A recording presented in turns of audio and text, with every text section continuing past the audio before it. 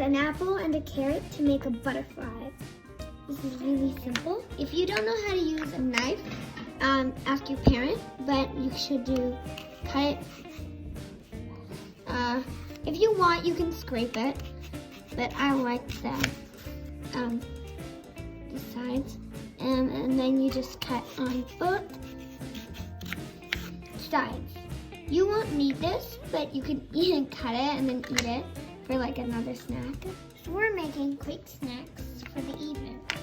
And yeah, for the butterfly, you have to cut these in half. These big pieces you cut. And then you cut the same for the other.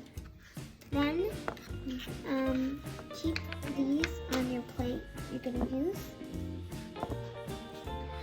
And then you get your carrot. It should be peeled. Yeah, I already peeled mine. And you just cut the bottom part just a little bit. Just like this. Then you have to cut it like that. Then you just have the antennas. Then you put these. You put the cutting board aside like that, and then you come back here. Then you get these two pieces, and you go like this, and you go like this. So these two should be facing up. These two should be facing down like that. Then with these carrots, you should put them in the middle top area over here.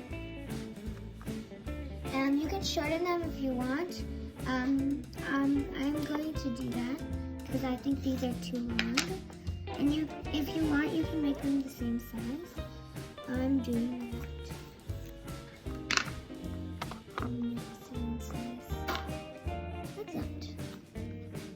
And then you can cover this in chocolate if you want. I don't know how that tastes.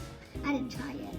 You can experiment with this and do some decorating with frosting and sprinkles. And you can have fun with this. And you can make a butterfly with two things. And I hope you like this video. Bye!